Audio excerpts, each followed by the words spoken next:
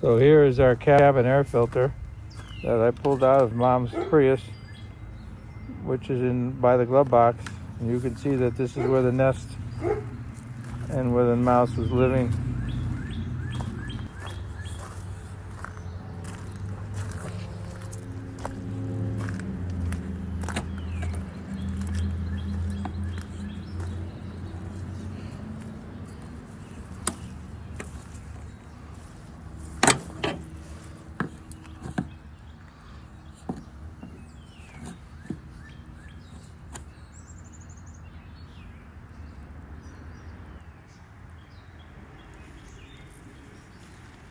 So I'll just give you a quick summary of what I did.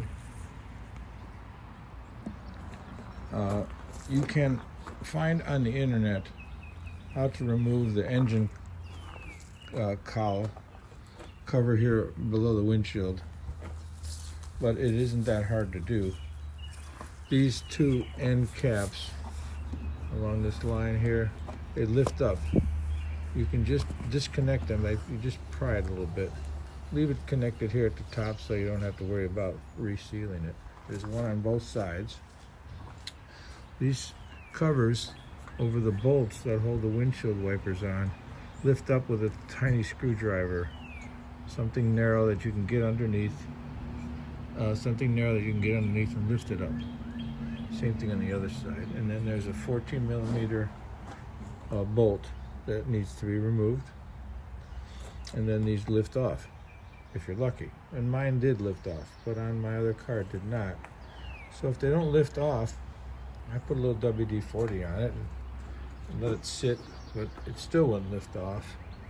So the recommended removal method is to put the bolt back on, but don't tighten it all the way down. Leave a little space between the bottom of the bolt and the wiper arm. And then I was able to use a needle nose vice grip and place one nose of the vice grip underneath the arm and the other nose of the vice grip on top of the bolt, and then squeeze it until it locks. If it locks too easily, just tighten it up, and that popped this up. They probably make a tool that does that same operation, pulling up against the bolt itself. No harm is done any place, and that allows you to release the wiper arm. Once you've got that done, this whole piece comes off as a large unit. It pops up. There is a push pin right here that has to be taken out. Okay, and those aren't too hard to take out. You push the one pin in the center, and the edges can be lifted with a screwdriver, and it comes right out. And then you can push it right back in when you're done later. There's one on the other side too. And then there's just sits underneath the windshield. And then so you have to tilt it a little bit to get it loose. Once you get it loose, then you have to actually lift it up, of course, over the wiper arm bolts. And I think there's some snaps underneath, and I see one right there, and then it comes right off. Once that's done, then you'll reveal the intake, the air conditioner heater, and I simply cover that with 1/8 inch hardware cloth screen, and used stainless steel self-tapping screws with small fender washers. I think I used about 3 on one side, 3 on the other side, maybe one in the middle, and that held the screen down. I can't show you that, obviously I would take it all apart again, but the method I used and the appearance is very similar to what was in the Rav, and later on this video you'll see how I did it in the Rav. Okay, so then putting it back together, just the reverse of all that.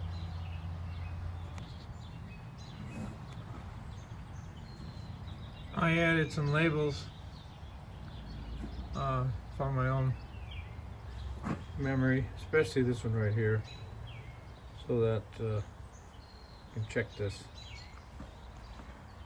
Unfortunately, I'll come up with an easy way to screen this thing. You got holes all around it. See, there's a hole here, a hole there, and then there's a hole in the back there.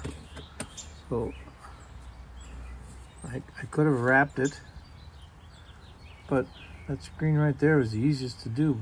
Like I said, it's got to be checked. Okay. And then of course the air filter here is where we found some evidence at one time. It wasn't this year, it was previous. And it's an ideal spot, nice and warm. And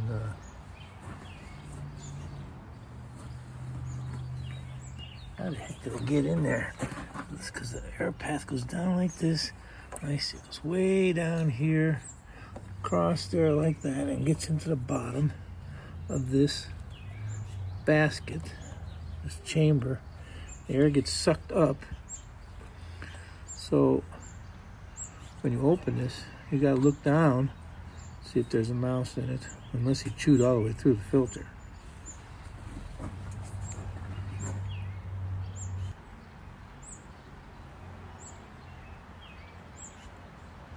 Now the trunk vents that have to be covered with screen are located on the sides. Located here and then on the other side. So everything in the trunk's got to basically come out. Take the spare tire out, everything, and then once you get it out, this front piece pops out, and the side liner pops out, but there's a few places where you have to disconnect stuff. Right over here, here, and down there, there's a tie down that has to be disconnected, and there's a screw underneath this bracket here also. Okay. Side liner itself simply then pops out with a couple of holders here, and then all along this place where it joins this part. And once you get that out, then you can see the vent. You can see if the mice have been coming in already. The mice were coming in on this side and actually ate a tiny hole in the little flapper, but not on the other side. You probably better understand this when I show you in the video how I put it all back together.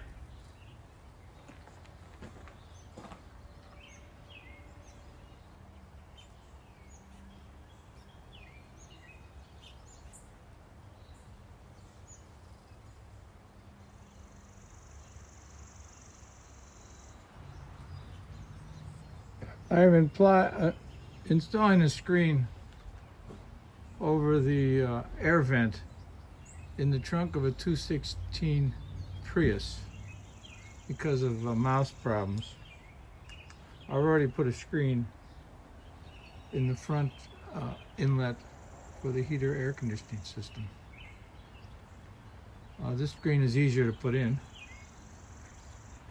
and the tricky part is just getting all of the liner off. There's some places that pop out, some screws that have to be taken out, and those screws are found underneath the trunk beauty cover, which pops off with a little tab at the bottom using a small screwdriver. So it does not look like mice were coming in from this side. I haven't gotten to the other side yet. We did find some evidence of mice chewing and maybe some preliminary nest making in the trunk. And I was already planning on doing this when we found it, because previously we found the mouse had made a nice nest by the glove box. So I'm not sure how I got back here. Here's the other side. Just opened up. You can see how the clips are. There's just push clips here. This is the back of the car. There, and then there's a threaded one here.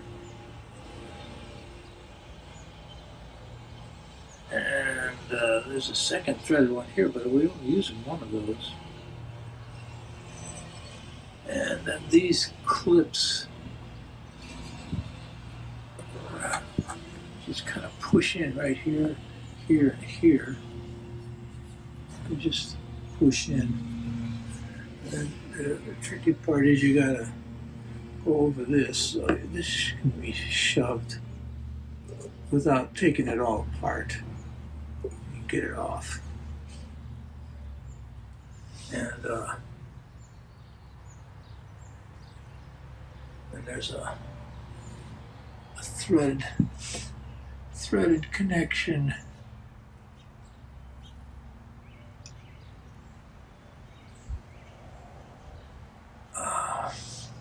Right here, where the anchor bolts go.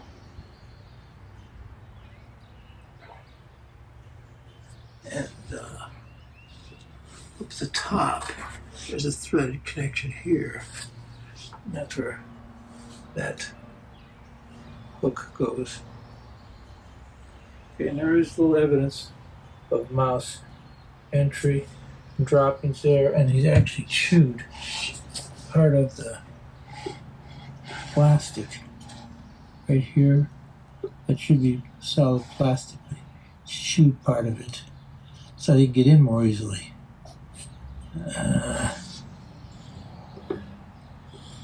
For all I know, that's the way he's been getting in all the time, and not up front. Oh no. Well, this is the liner that was taken out.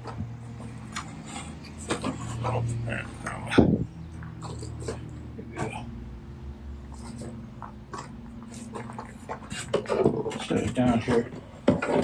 See, these are the push pins that went here. These are the clips along the top. They just kind of slide in. This is where the one bolt goes. It's actually a Phillips sheet metal screw. It goes in that location on the side. Okay, and there's where the other one goes. There's only one threaded screw that's used, so this must be used for another purpose. And the insulation on the other side had a little bit of damage, and this one shows where he had tried to start making a nest in here. A little bit here, and then see the dirt from his skin as he goes in and out over and over again. Sign that he was using that as a pathway. I cleaned the car about a month ago and didn't find any droppings when I did that, the inside. But this is a month later. This could be just started happening. We've had the cabin filter in the glove box changed in the past, and it was just dirty. It wasn't any indication of mouse damage. This is a 2016, and I'm making this video in the end of April 2021. So sometime in the last month, it appears that he's entering our garage. See, I don't have a concrete floor in the garage. It's just gravel, so the doors, which are built above the floor level, so the floor could be added someday, don't seal. So I have to contend with the fact that despite the cars in the garage, that an animal can easily get in here. So we have traps set, and we have mouse poison out, but we weren't as diligent about it as we could have been. So hopefully now we'll keep it under control. Once I get this car done, got the other Toyota to do, built along similar lines. Okay, so I'll put my screen over this. Well, here's a simple cover I made on this side. I made it a little different. This was easier to anchor. Trying to screw into the screen and get it tight at the same time with the self-tapping stainless steel sheet metal screws was tricky. Using that straps galvanized material was much easier. Alright, I'm going to put some of this rodent repellent down here also. Sprinkle it down here. That contains peppermint and spearmint. And how long it'll last. I don't mind the smell of peppermint and spearmint. So, there it is. I'll put the liner back on.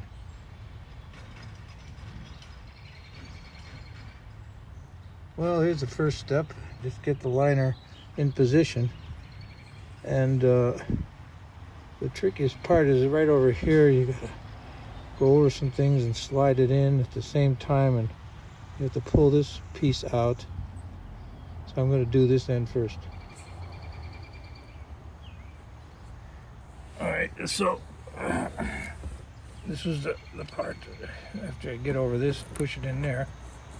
I got this loose enough that it goes in. Okay, see, this screw hole doesn't line up well. I should pull it like that, and then you can get the screw in. You see. So that's kind of important that you get that approximately in the right shape. Now, clipping it in down here, basically just kind of push it, will help line this hole up. But it still may need to be pulled this way some. It doesn't quite look right at this point. I'll get back to you in a minute. All right, so here was the problem. This didn't, when I pulled it back to get that out, this came out along here, along this strip. So this needs to be shoved in and clicked. And I'm sure there's a special groove that goes in, but it's hard to do it while I hold the camera. So I'll get back to you. There's a snap right there, and that has to go in a hole.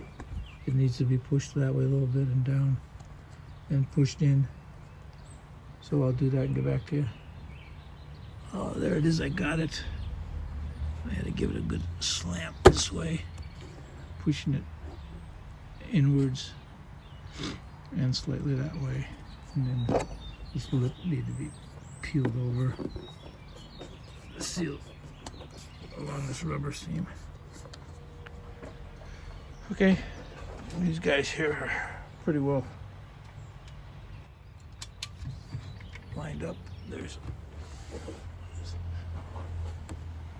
places where these clip in. You can see one there, and there's one right there, one right there. Shove in like this, and now there, that's all good. That's good. Now these have the push pins. You can see one right there. See it right by my thumb. It's in a hole. This one, hard to get it in the hole. It needs to go up like that. Okay. Now, that's all. All the clips are in. Now I just got to do the screws. There's a screw right there. And then the latch there. Okay, well this pin right here comes out by pushing this little button at the bottom up, and then it pulls right out. I can't do it with 3 hands, I only got 2. And then to put it back in, you just shove it in there. Okay, this is the back bumper cover attachment, and the screw that holds this side on is underneath there. Okay, so there it is. There it is, all installed. It's afternoon job. Took me longer to do the other side. I had to figure out how to take it apart without breaking anything. And it came apart okay. So, about 3 hours. Now this attachment here for the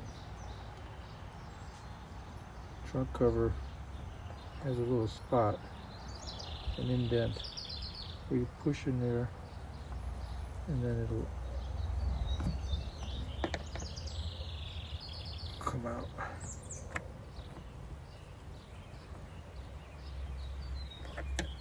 Oops, that's the wrong side.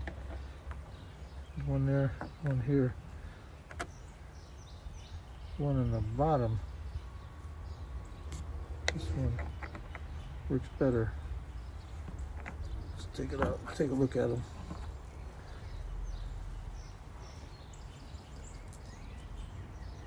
Yeah, so you're pushing that thing in with your screwdriver. There's one on both sides. It appears that all you gotta do is push one in and it'll come out. I'm gonna put it back. It goes in 2 grooves.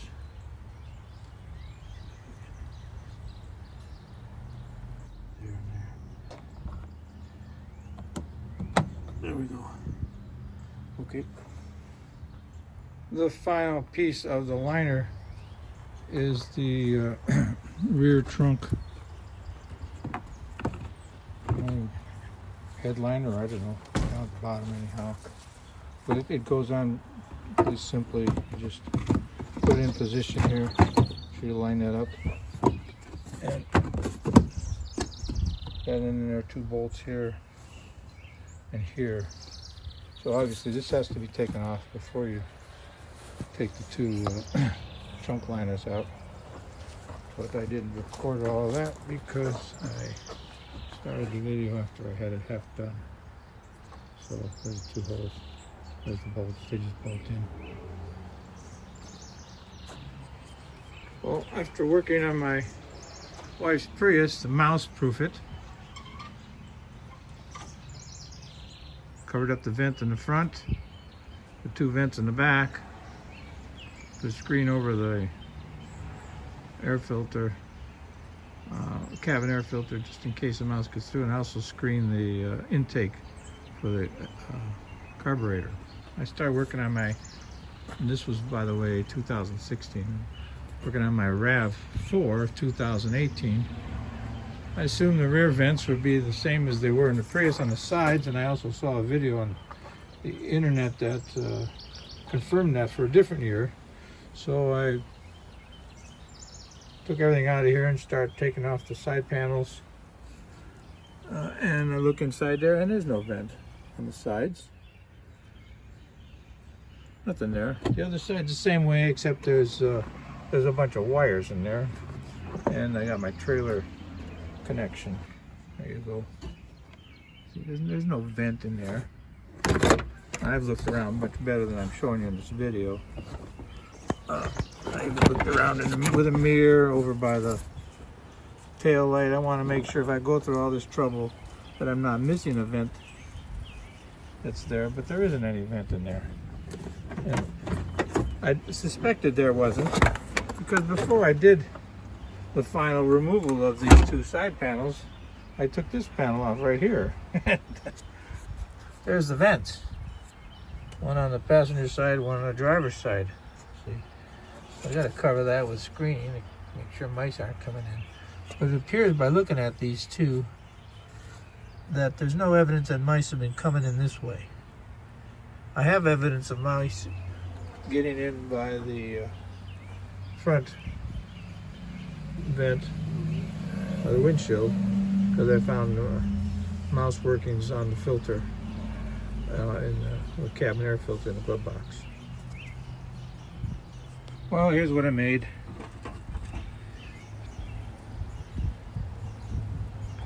Okay, I made a screen cover.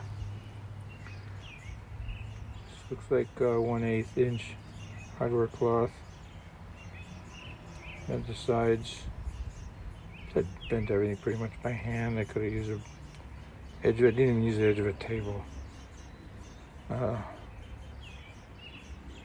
idea was maybe at this end I'd put a screw, and the rest of it, it's so hard to get in there. The only way I'm going to be able to anchor this is by using a thick glue caulk and positing it around the edges and basically glue it to the plastic flapper frame and part of the body of the car. This particular one is harder to get in than the other one. That one's already in there. So there it is, it's stuck in there. But until the caulk sets up, it won't stay tight. Once it sets up enough, I'll put more caulk around the edges and put it in there firmly. And the other side, I'll do the same. The other side's a little harder because the space here is tight. It'll be much harder to get the screen in there and caulk all around everything, unfortunately. Just the way it is. Alright, this side's more difficult because of that space is smaller. So I had to trim the end almost to this surface. I think I only had like one layer of wire, the last 2 inches, along with the end piece. I'd like to show it to you, but it's hard to get it in. I don't want to take it out again. So now it's in. So in this one, I'm going to caulk it by hand once it's in, because it would have just made a mess of the caulk everywhere if I would have tried to slide it in there and twist it while the caulk was there. Okay, this one over here is just sitting. I'll leave it there probably for a day. Well, I got the screens in. The Rav4 2018, that's what I did. Obviously I used a bunch of caulk to try to glue it.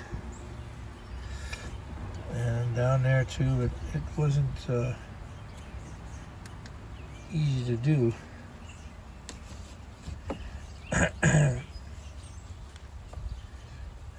And of course on that end, I can't even reach in there effectively. So you just made a little screen, push down, the teeth interlocked with what's there, and that'll hold it well, and it's not going to come off with time. Other side similar, except this side was actually harder. The caulking material was only effective on about 2 sides. So I made a screen for over here, screen for over there, anchored well. That should be fine. Assuming that I'm blocking the places where the mouse can come in and there aren't any others. Alright, put the trunk back together. and move on to the front.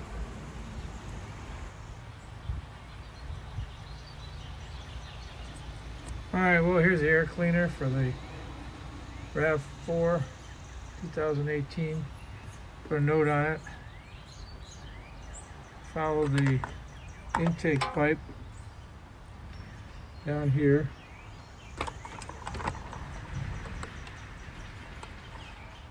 Put a note on it down there. Very hard to get to.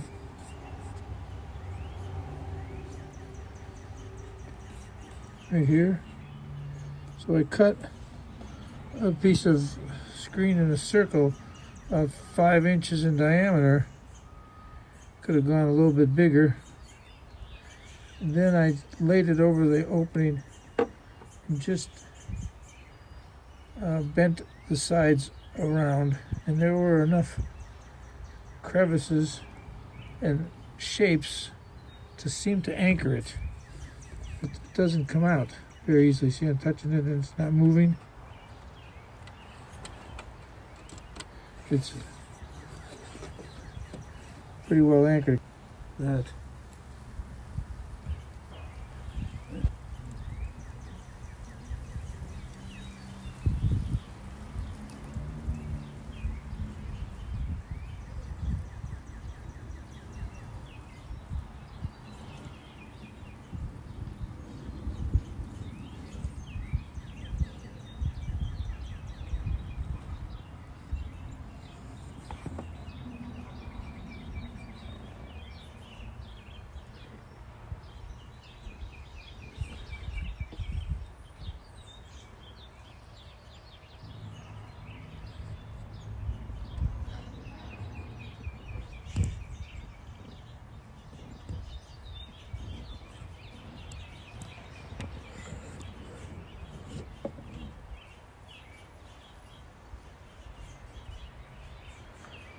Okay, covering up the AC heater air intake. Involved making a screen in one piece. I was able to fit in the very underside edge of this space right below the window. That helped seal the top edge, but still was a problem. Because on the edge, on both ends, there was a little hole that the mouse might use as a beginning point to start stuffing himself through. So I took a piece of screening and bent it kind of like this, shoved it up in there so that it's pushing against the whole top edge, because obviously I can't stick any screws up there, I can't stick any rivets. Impossible place to get into. So that was the trick. And now you see a little bag there. This is contains peppermint, spearmint oil impregnated in sawdust. It's a mouse repellent. There's another one over there. There's a dryer sheet. Those can be added and replaced after all this covering is put back on, because obviously these things aren't going to last forever, maybe a month or two, but maybe it'll discourage the mouse. Got used to coming here, although we think we killed that mouse. We caught the mouse in my wife's car in a live trap, so I thought, well, I'll be a nice guy and not kill it. So we drove to the city park and let the mouse go. I took this car, the Rav, and unfortunately I didn't get very far away from the Rav. The mouse ran out of the trap and ran over here underneath this car up inside the wheel area, and I drove home with him. Sometime after I parked the car in the garage, he got out and got back in her car again before I had it fixed. So that time I killed him. Actually, I didn't get it. He didn't get in the car. I caught him outside the car in the live trap. But this time he was dying in the trap because I put mouse poison inside the trap. And that was the end of that mouse. So possibly that was the only mouse that had been doing this destruction. That appears to be done, and now I just reassemble. Here we go, everything back together. Put some labels on, especially this label. Why? Because this screen that I installed down here needs to be checked regularly. I mean, I'm sure doing a little bit of restriction of airflow, just putting the screen over it. So can't let anything build up on that.